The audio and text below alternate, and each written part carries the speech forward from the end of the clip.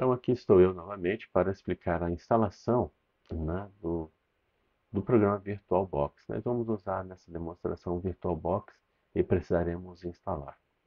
O VirtualBox, como eu disse, pode ser instalado tanto no Windows quanto no Linux, quanto no macOS, né? Mas você tem que se atentar ao seguinte: a sua máquina está preparada para a virtualização? Ela precisa estar. Então, antes de prosseguir com a instalação, veja se o processador que você usa tem suporte a VMX, AMDV, né, se for o processador AMD, tá? Porque se não tiver, a sua máquina vai ficar mais lenta do que o normal, né? Então, se você... E às vezes tem nomes diferentes, por exemplo, naquela AMD 450M, né, da Gigabyte, para processadores AMD, ele tem um nome mais diferente, né? Você tem que ir lá na BIOS, aí tem um item chamado MIT, né? Aí você vai lá, aí tem uma escadinha Advanced Frequency Settings, se não me engano é isso. Aí depois você clica nele, vai procurar lá Advanced CPU Settings. Aí você procura um cara chamado SVM Mode. Aí você precisa habilitar. Essa placa foi a única que ao invés de ser AMDV ou para processadores AMD, né? Ela estava com essa sigla diferente. Então você precisa verificar isso, tá bom? Você tem que habilitar virtualização na sua BIOS, senão o que vai acontecer? O programa não conseguirá virtualizar ou usar para virtualização. Como eu disse antes, a virtualização ela pode ser full, né? Ou ela pode ser uma virtualização chamada de para-virtualização. O full é como se você estivesse emulando aí um Nintendo, um PlayStation, né? Um videogame, onde o hardware que você está usando é, por exemplo, um PC e o videogame, né, é um hardware completamente diferente. Então ele precisa fazer o full virtualization. Mas como nós temos como hospedeiro um processador, um PC, e a máquina que a gente vai virtualizar, um Windows, também é para PC, as similaridades são idênticas. Então, ele não precisa emular um hardware completo, ele pode fazer o que nós chamamos de para-virtualização. E isso será muito mais rápido, mas só conseguirá se o seu processador tiver ah, ah, esse recurso. De maneira geral, processadores a partir da 10ª geração, da nona, mais ou menos, todos eles têm. Mas processadores mais antigos, né, nem todos têm.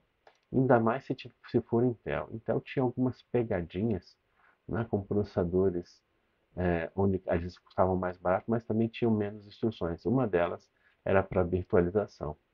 Se você não tiver, nem recomendo que você prossiga, porque será um pouco lento, né? Tá bem?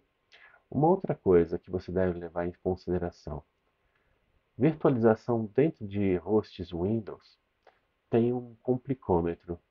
Se você tem apenas um Windows, um Drive C enorme, né, com bastante espaço, se você quiser criar máquina virtual nela, você tem que se atentar ao seguinte: o sistema Windows ele mastiga muito disco, ele faz muito I/O. Às vezes você pode notar que você olha apenas para o seu computador que não está fazendo nada e o LEDzinho de HD está piscando, né? Isso é porque tem alguns serviços que estão rodando, isso é porque muitos programas usam DLLs, threads, né? E ficam fazendo esse tipo de coisa, tá bom? Então o Drive C é o pior lugar, né? Ou seja, você vai criar máquinas virtuais. Se você tiver um outro disco e puder colocar que não seja o mesmo disco do Windows, você vai ganhar bastante performance. Se for SSD, melhor ainda, né? Tá bom? Para que a máquina virtual, né, não, porque você vai virtualizar um Windows que já mastiga o Drive C virtual, aí que é o mesmo Drive C real da sua máquina hospedeira, que também mastiga, né, porque é o mesmo Windows, né? Então ele vai mastigar muito disco. Então eles vão competir muito por I/O. Então não é sábio você virtualizar, criar as máquinas virtuais no ambiente Windows, né? No próprio Drive C, cujo Windows também compete pelo disco, tá bom? No Linux é um pouco diferente. Se você tiver um outro disco para o root e outro para home, melhor, tá? Mas você vai jogar todas as máquinas virtuais lá no seu home e não vai ter problema nenhum.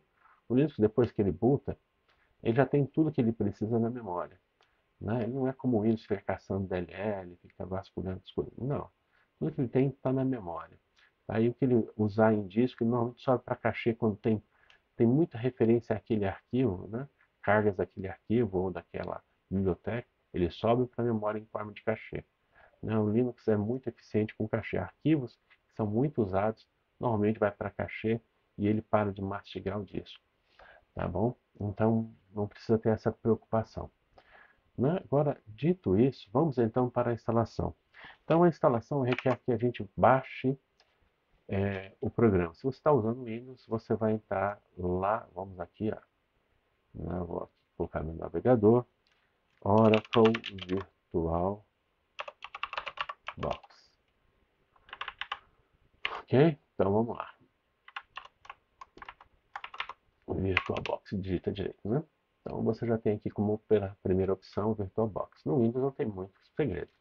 Você vai vir aqui em Downloads, vai vir aqui em Windows Host, vai baixar, é o setup.exe, e aí você só vai executar Next, Next, Next, Finish. Pronto, está instalado no seu sistema. Como os programas para o Windows, de maneira geral, usam a conta de administrador, o serviço local system, né, com permissões completas, você não tem mais que se preocupar com nada. O VirtualBox estará no seu computador, tá bom? Em ambientes Linux, você tem um repositório. O VirtualBox, parte dele é open source. Então você tem nos repositórios de qualquer Linux. Você vai lá no Marketplace da sua distribuição Linux, procura VirtualBox e você vai achar, tá bom? Normalmente ele não é atualizado periodicamente, a não ser correções.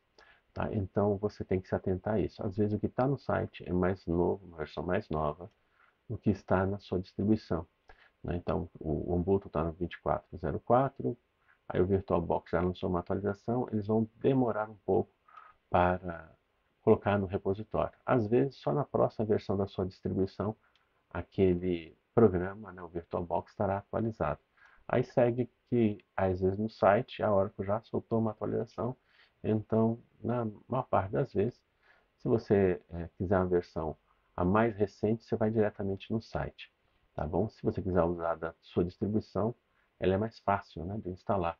Porque, como você vai ver aqui, ao instalar a partir do Linux, você vai ter que ter alguns comandinhos para você poder executar. Tá bom? Então vamos aqui no mais difícil, aqui um modelo mais considerado mais difícil, que é baixar do site.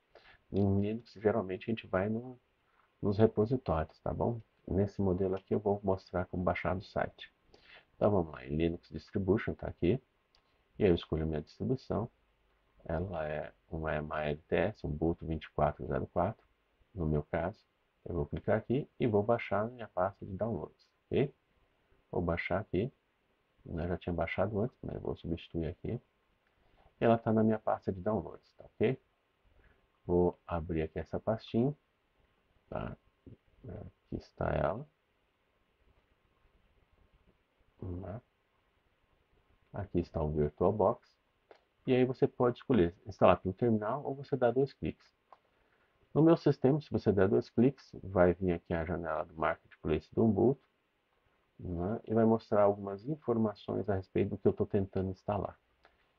Né? E aí eu clico em instalar e já foi, tá bom? Se for por terminal, né? Você vai fazer assim. Deixa eu dar um Windows Shift T aqui.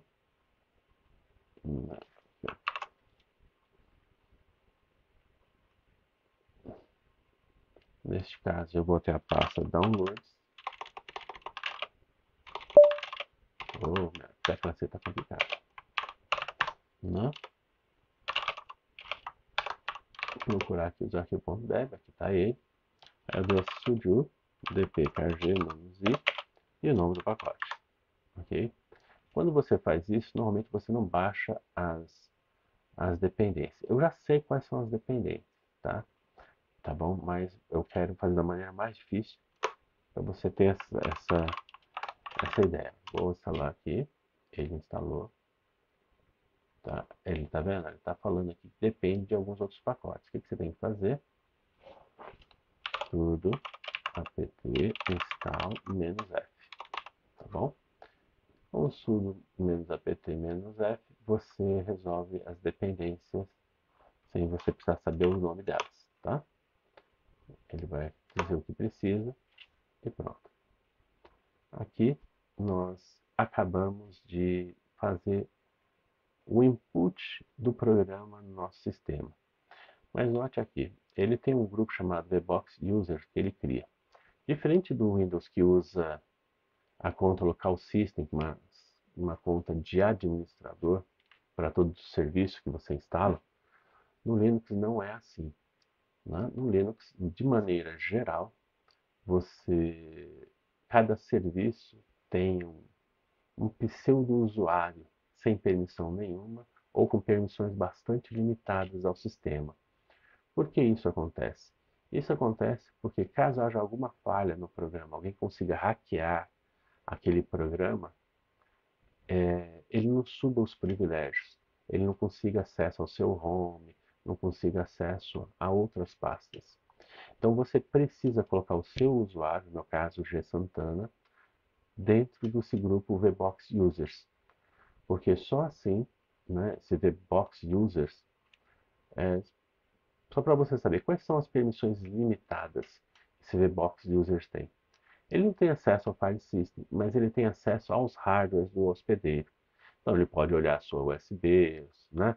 Então se você tem um webcam, alguma coisa assim, quiser usar na máquina hospedeira, ele usa esse usuário para ter acesso a esse dispositivo. E aí, o que acontece? Dentro da máquina virtual você está como G Santana, como José, como Francisco. Você não tem acesso a esses dispositivos, mas o VBox Users tem. Então, se você estiver dentro desse grupo, você terá acesso a esses usuários também. Então, eu recomendo aqui que depois de você instalar, você faça isso aqui. Ó. Você acrescente, vou dar um copiar e colar aqui, porque já tem essa coisa nas minhas instruções. Então, o que você está fazendo aqui? Você está dando um usermod, né, acrescentando este usuário. O que é WUser? WUser sou eu mesmo, que estou logado nesse programa. Aqui, ao grupo VBox Users, tá bom? Então, eu faço isso, tá? E aí você vai notar, depois se você quiser dar uma olhadinha, né, que o usuário G Santana, que esse WUser aqui, né, $user, é o G Santana, né? Está dentro do grupo VBox User. Beleza. Agora você fez isso. Agora como é que faz? A seguir, você instalou o programa, mas você não startou o serviço. Então existe um comando, né, que esse comando usermod aqui, todos os Linux é igual, tá? Não muda. Às vezes nós usamos o terminal, porque quando você vai querer usar na tela gráfica, depende se você usa KDE, se você usa Gnome, né, Mate. Então, os programas gráficos, as chamadas DS, né, elas têm essas ferramentas visuais, mas em cada uma delas é um jeito diferente. Né? Então, no terminal, ele é conciso em qualquer distribuição, os comandos são os mesmos. Então, aqui eu vou já jogar aqui o System Control para habilitar, né, o serviço imediatamente. Então, carreguei, pronto, ele já está aqui. O VirtualBox já deve estar no meu sistema. Mas existe uma outra coisa que você também deve levar em consideração, tá? Ao baixar aqui, né? Além de você ter que baixar as máquinas, o VirtualBox para as máquinas hospedeiras, você tem aqui desse lado aqui o chamado VirtualBox Station Pack. O que é isso? Ele é um pacote extra, né? Tem uma licença GPL, não tem problema em você poder usar, né? E faz alguns acréscimos, né, ao próprio VirtualBox. Então eu vou aceitar aqui o download, vou fazer a instalação dele novamente aqui na pasta Downloads, tá? E agora está pronto. tá? Se eu for carregar agora o VirtualBox, vamos aqui no VirtualBox para nós chamarmos ele, VirtualBox.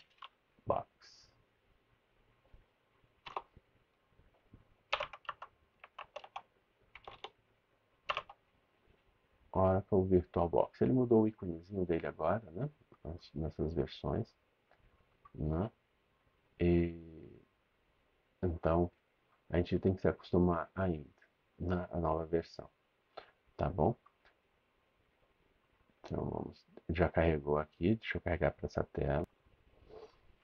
Aqui está ele, tá com nova carinha, tá bom?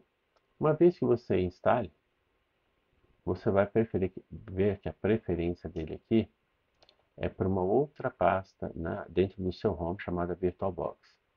Aqui por necessidade minha, eu vou dizer é minha, tá? Eu coloco numa pasta separada, tá bom?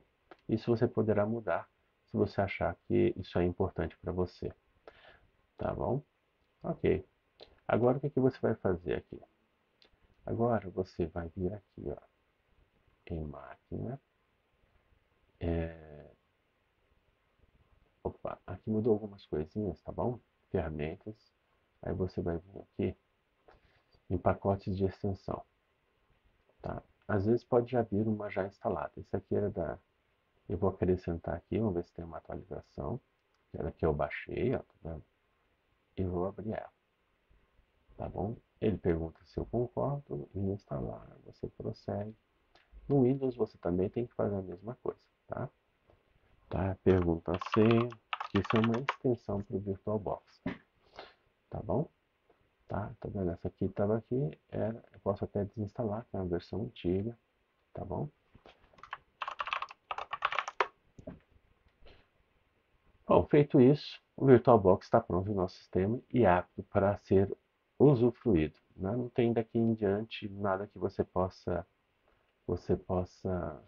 fazer, né? Aqui ele está com um tema escuro, né? Tá? O VirtualBox. Eu vou dar um jeitinho de ele ficar branquinho, porque não sei se na gravação ficará bom nos próximos vídeos. Tá bom? Acompanhe agora a continuação.